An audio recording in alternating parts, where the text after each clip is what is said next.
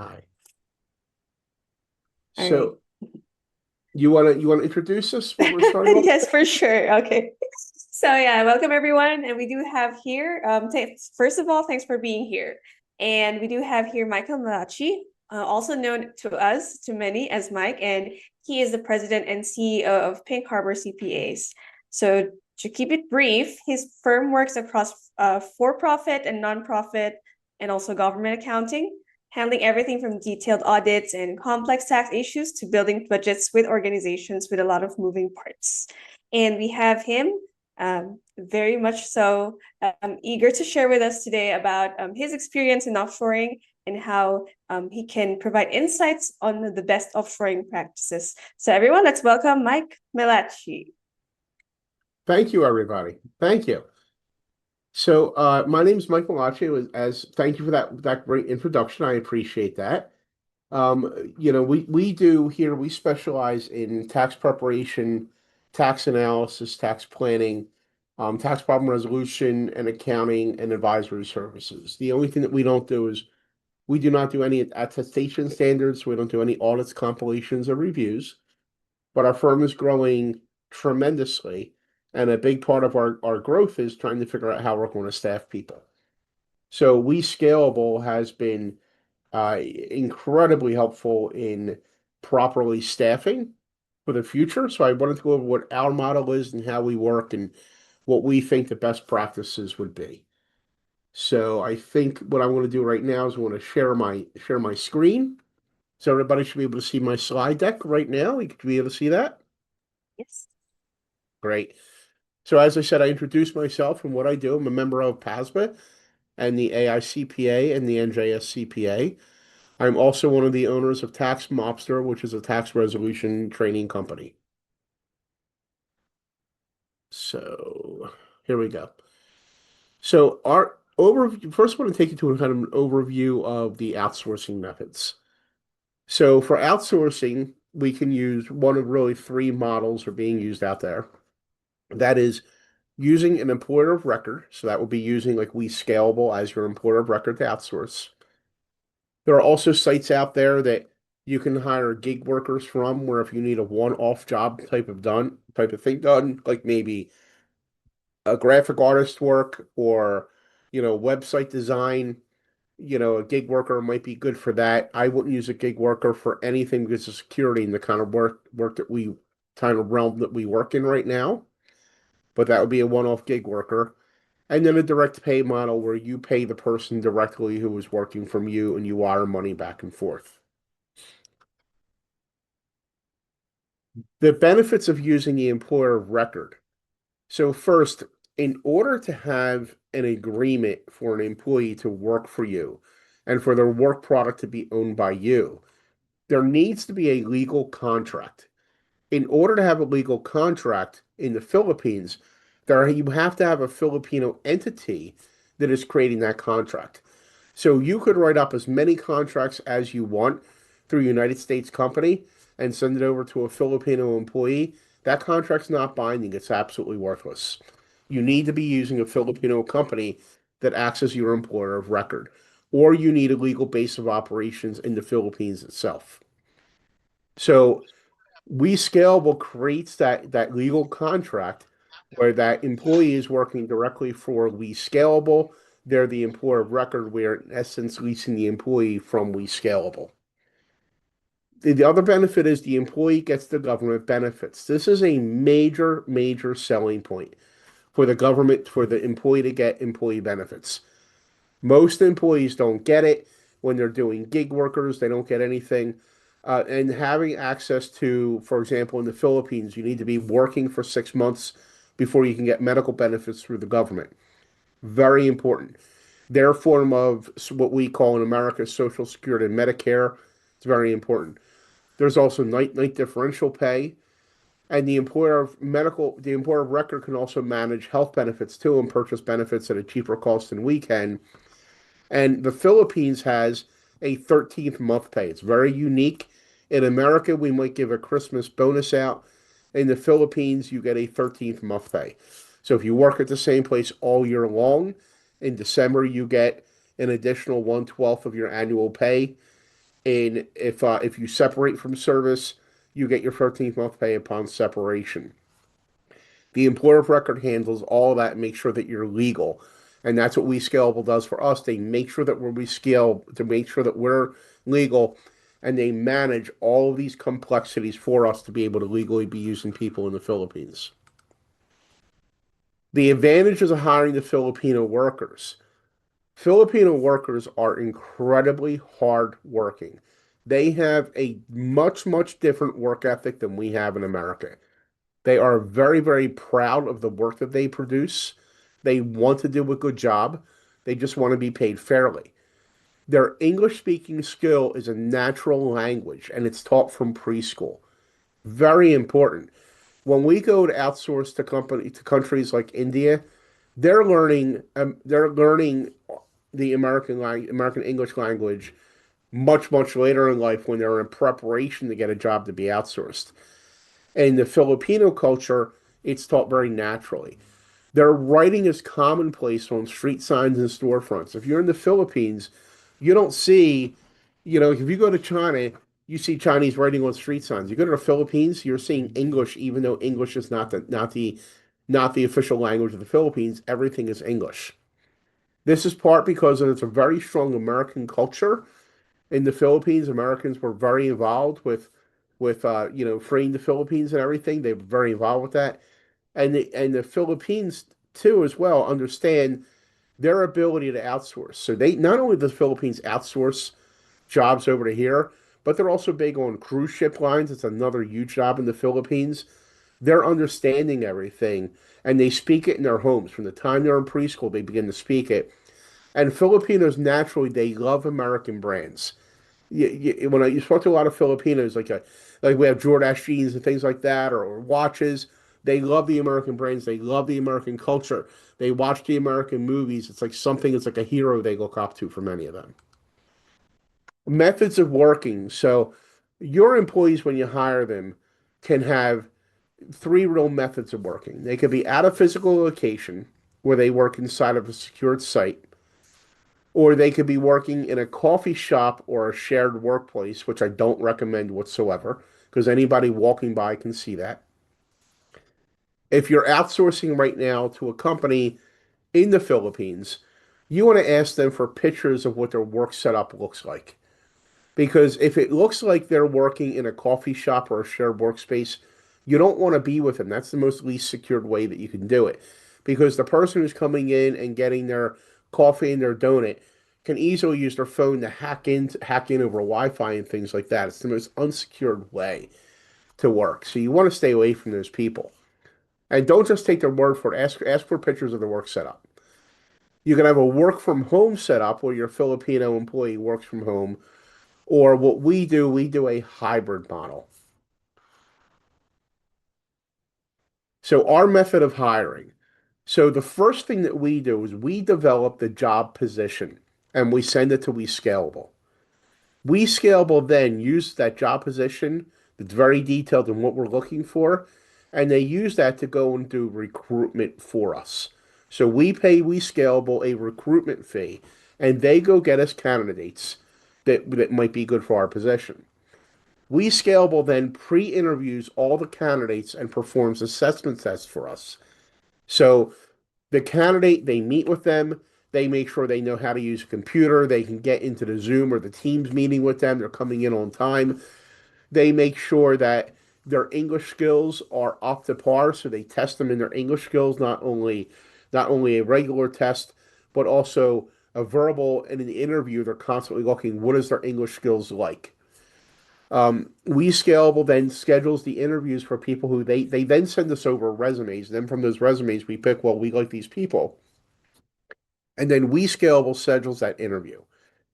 So a team member from WeScalable then will sit in with us during that interview, and then we'll collectively, after that candidate leaves the room, when the interview is done, the candidate will leave the room, which will leave myself, my Filipino manager, and a member from the WeScalable management team in the room, and then we'll have a quick discussion about that too as well. Then afterwards, my Filipino manager and I will discuss more in-depth details.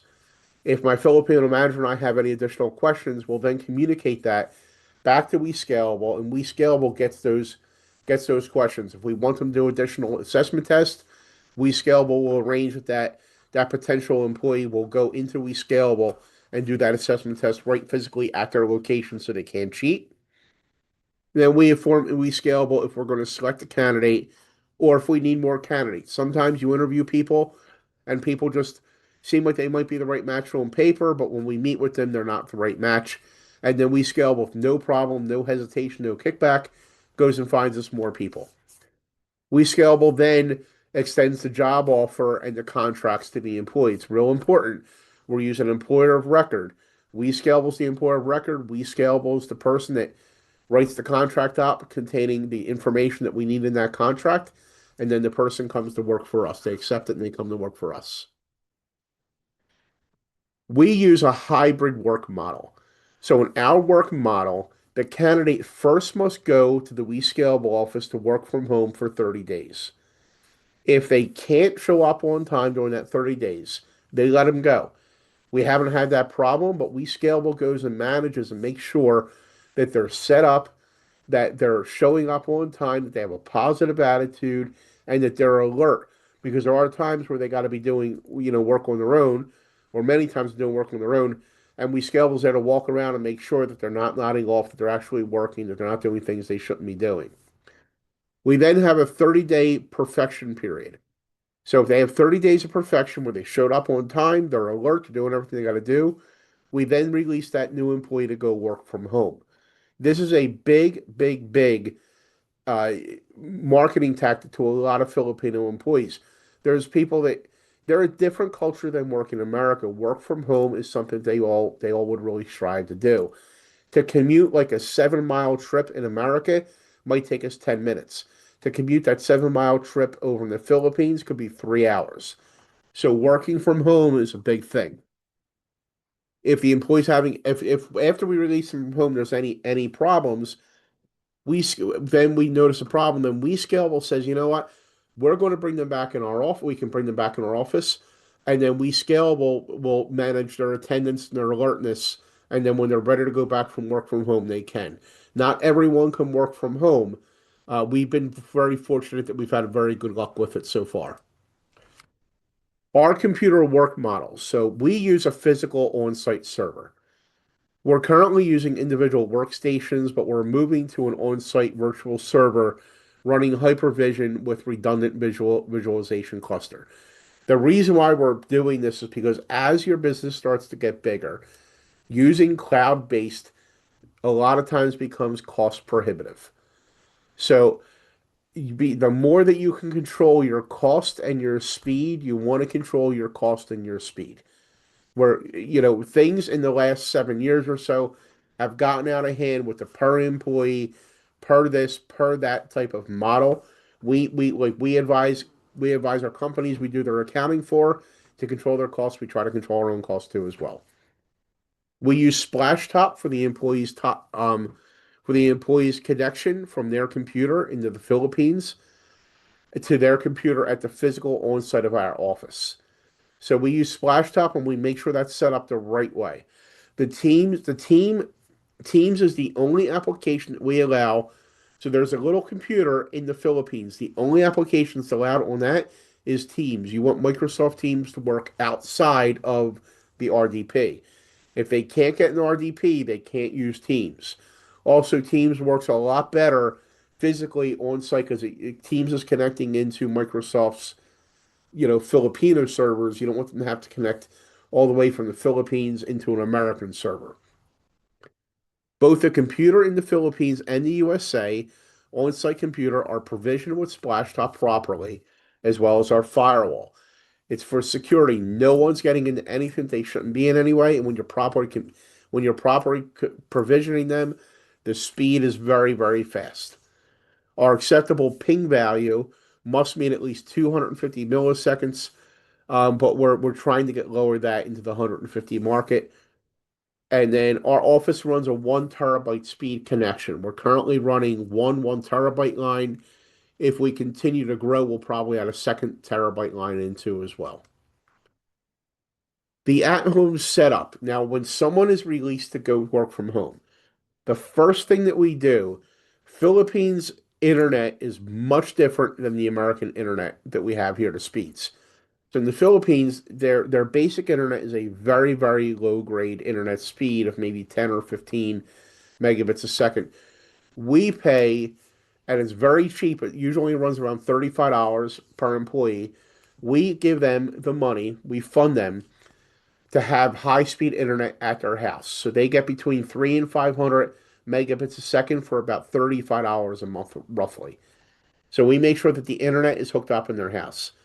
WeScalable then delivers to them a desk, a chair, two monitors, a computer, which meets our specifications, a multi-factor authentication device, a webcam and a headset, and a keyboard and a mouse.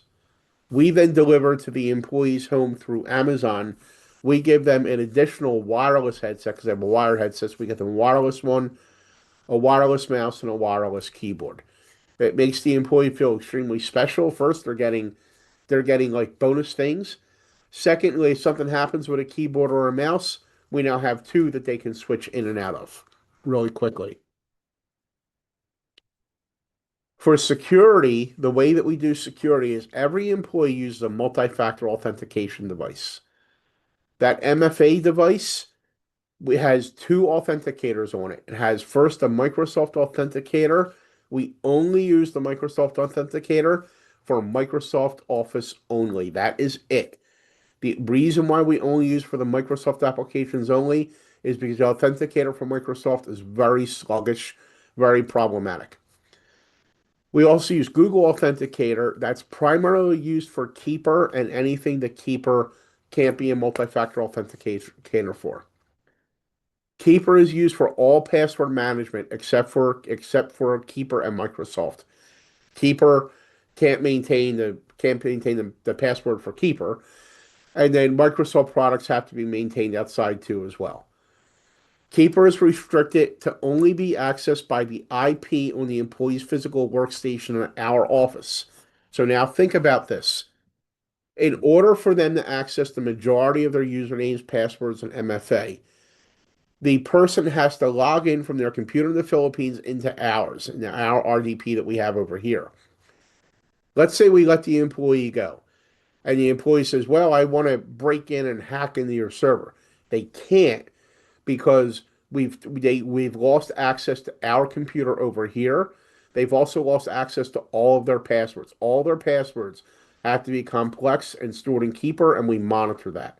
So if you're using Zero, using QuickBooks, you're using Count, they can no longer get into that because they don't even know what their password is.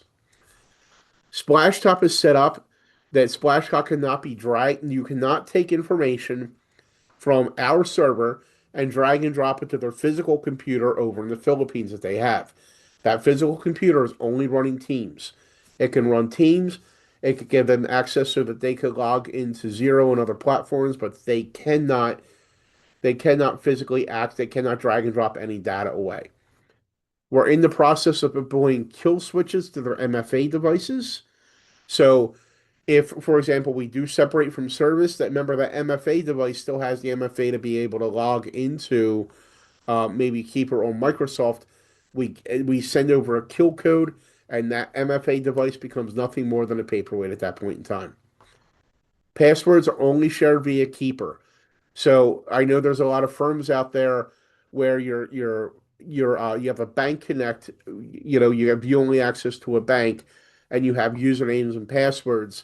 To us, we have the passwords all set up in the one account, and then I can share those passwords with my employees.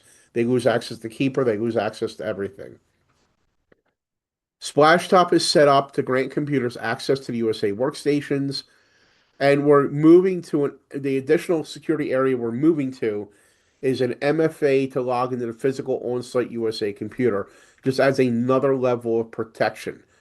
So the levels of protection that we have, if you actually have much, much more ability to do something malicious if you're working inside of our office than if you're working remotely for us.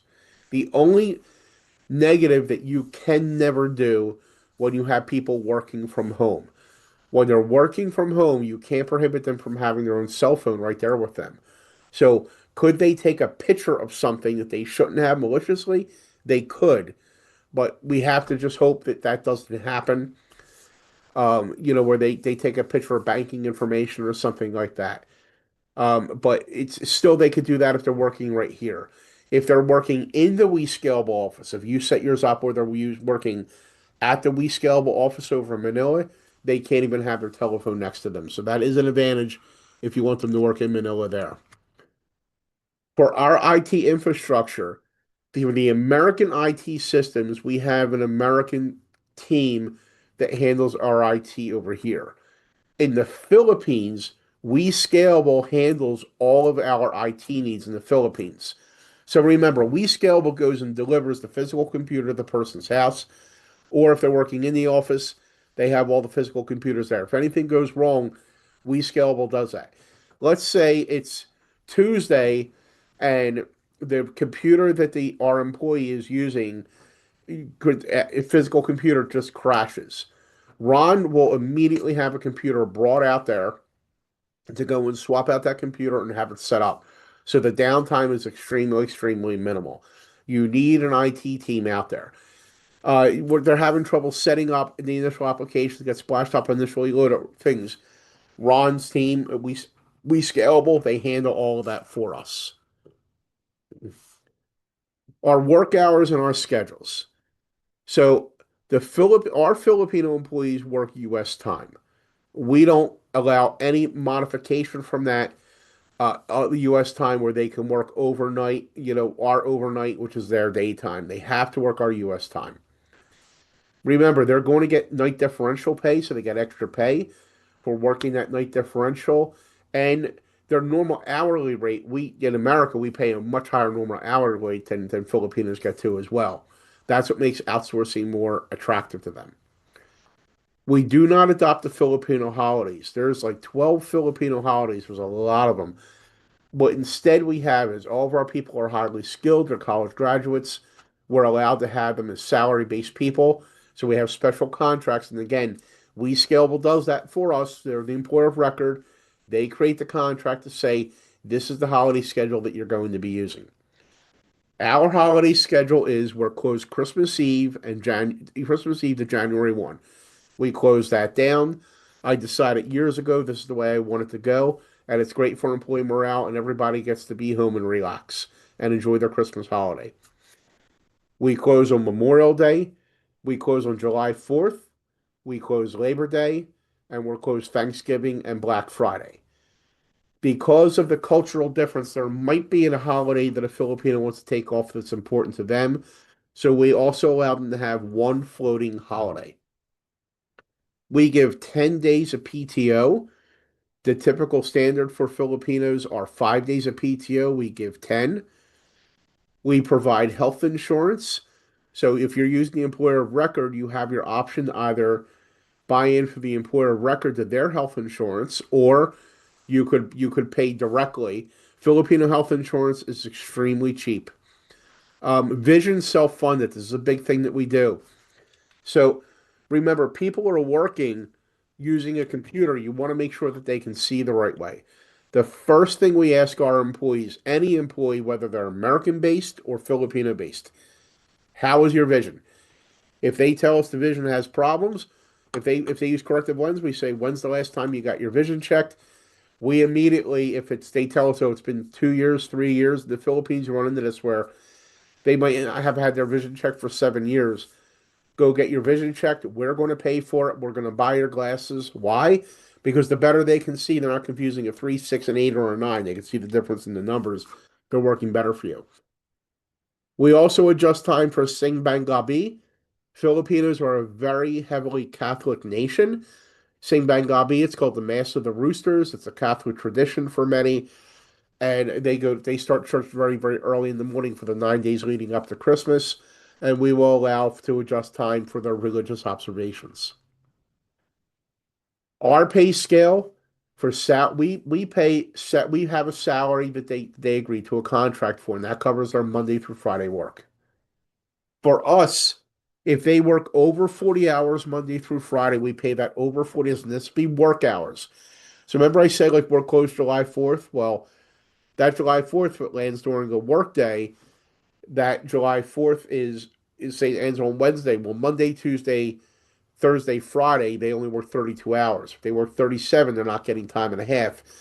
But if they have physical working hours over 40, we give time and a half. Saturdays, we do double time in the Philippines. That is the commonplace thing. If you work Saturday, you get double time. We almost never, never, never, never work a Sunday. But if I do need to work a Sunday, I pay them triple time for that Sunday day. Again, remember, your wages are much, much lower in the Philippines. So don't compare that to an American worker getting triple time or double time for a day. Compare that to the wages that you're paying in the Philippines. This is why we're outsourcing. The employee, you have to have a very good culture. All of our employees are treated the same, whether they're US based or Filipino based. It doesn't matter where they are, they're all treated the same. That is so critically important to building a cultural team. Our employees can drop into each other's offices at any time via Teams with no warning or schedule.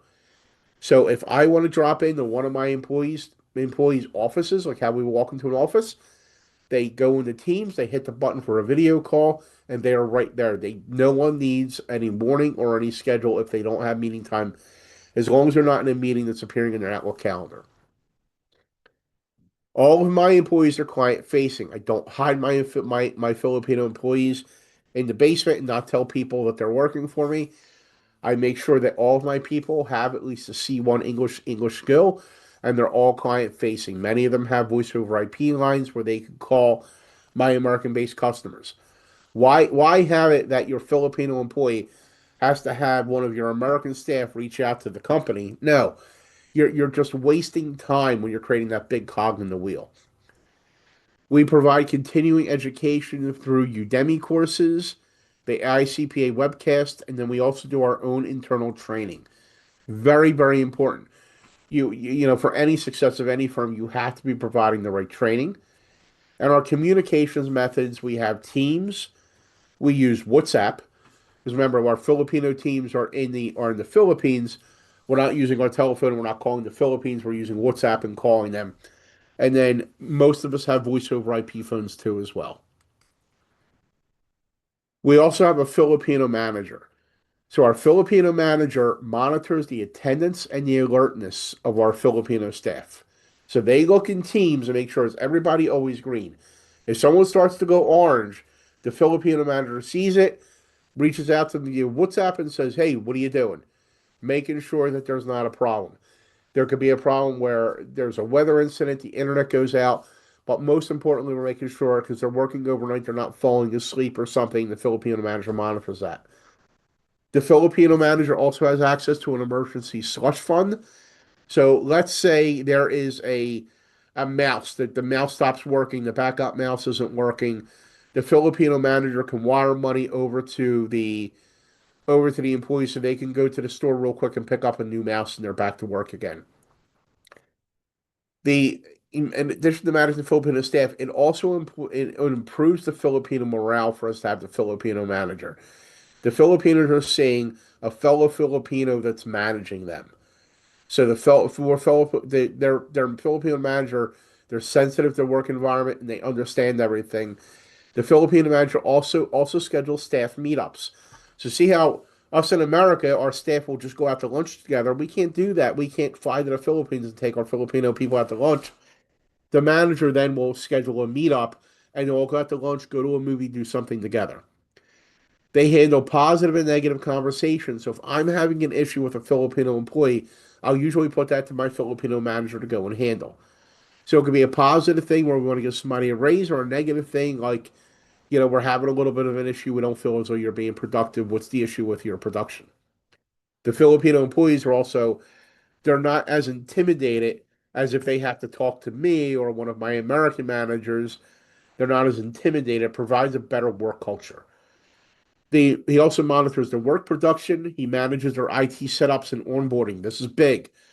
So my Filipino manager, when we onboard a new employee, goes and makes sure Splash Top is provisioned the right way for them.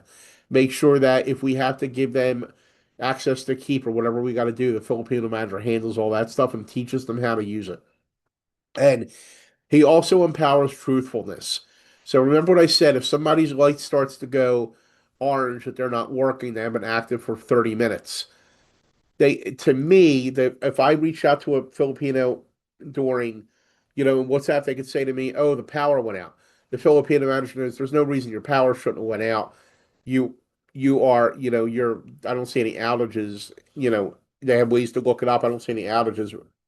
Did you fall asleep? Just tell us the truth. I don't have that problem. All of my Filipino employees all the time have always been very, very honest. However, there's a layer of security for us. Common mistakes companies make when they hire, when they outsource. First, you're hiring too fast. You're not doing real good job descriptions, so you're not getting the right people. So WeScalable doesn't know who to recruit for you. Put your time in your job descriptions. Understand the training plan when you bring someone on. Just like if you brought someone on in your office to start today in your physical office, you'd have to train them. You'd have to show them where the bathrooms are. You got to show them how to log in the computer. You got to assess them to what they are. You see, the training is a very, very important part. Just your initial training and then your continuing training plan that you have too as well. People assume that just because we say offshore, it means cheap labor. What I want to say is offshoring is a much more cost efficient labor, but don't think you're going to pay someone $2 an hour. They're attracted.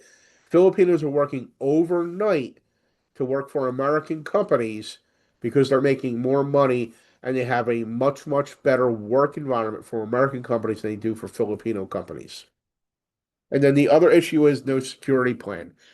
If you're hiring someone off of a website like onlinejobs.ph and you're hiring them to be an accountant and they're using their own computers, their own everything, and you have no security and you think they're not going to steal from you or they're not, that's a big security risk. Big security risk that they're going to have access to all passwords and things. That's a big security risk. You need that security plan in place.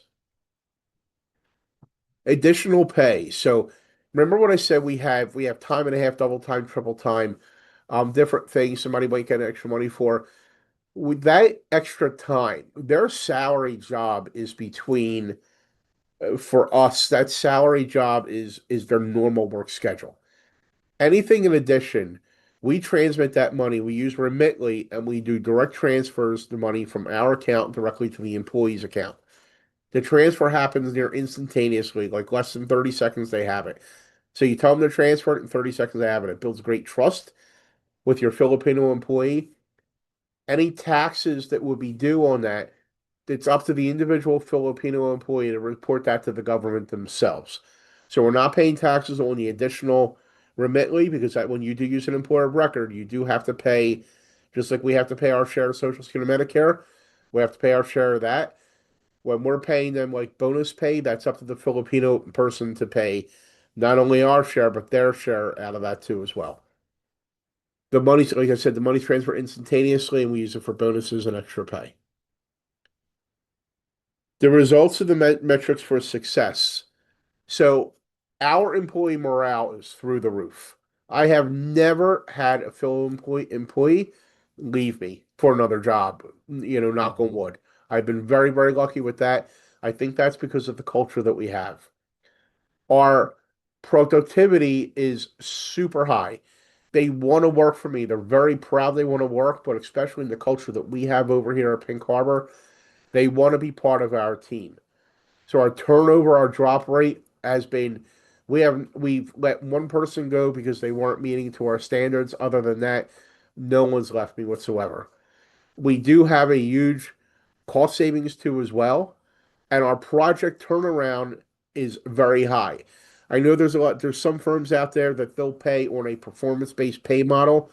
I think as long as you're treating people the right way and you're keeping them the metrics, that's going to keep that project turnaround going well. I just don't think for me, from my firm at least, performance based pay is not as positive as an influence as the ability just to work for us in our team. You see the things that we're giving away. You see the way that we're treating them with the Filipino holidays, same Bangabi, the way that we do training. Remember, in the Filipino culture, they're treated very, very poorly typically. Very poorly if they go to work for a local place, especially our outsourced competitors like PricewaterhouseCoopers, all of them. They're just they're not the best at treating the Filipino employees.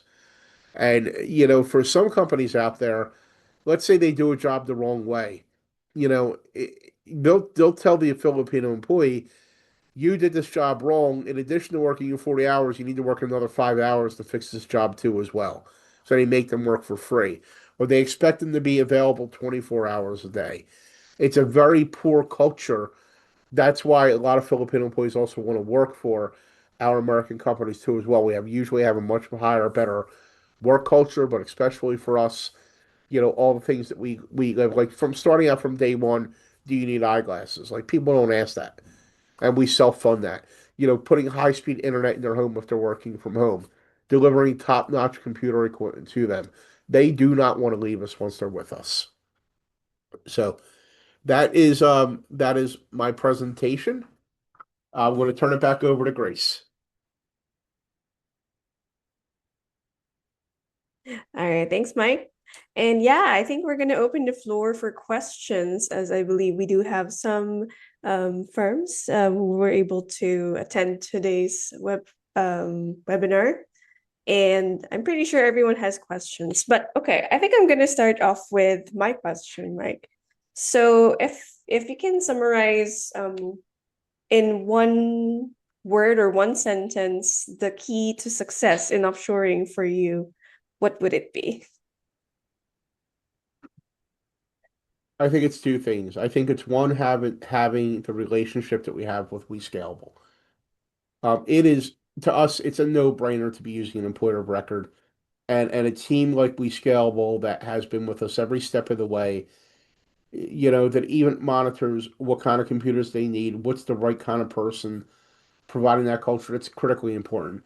The other thing is the culture that you give. It's more about your work culture than the dollar amount you're paying someone. That work Mm, culture that you're doing, they don't want to leave you. They want to work harder for you. right. Okay. Yeah. Thanks. I also agree. Filipinos are hardworking and at the same time, they know value and they give value. But I probably would be biased because I'm a Filipino. Okay. And thank you so much, Mike, actually, for sharing all these things and bringing more insights, especially on how offshoring works and outsourcing works. So yeah, thank you, Mike. I think we can have like Yeah, a and Greg, virtual clap. Greg, Grace is going to send an email to you and I with each other's contact information. If you have any questions whatsoever, feel free to reach out to me whatsoever. And even if you're leaning on towards, I'll give you my blunt opinion on anything that you want. Like if you say, "Well, I heard good things about this company or whatever it might be," I'll give you my blunt opinion if I think it's good or bad. Okay. I Okay, really help you. appreciate All the right, extra time. Thank you. no trouble, guys. Take care, guys. I'll see you later. All right. Thank you, Mike. Thank you, everyone. Have a great day. Bye. Thank you, everybody.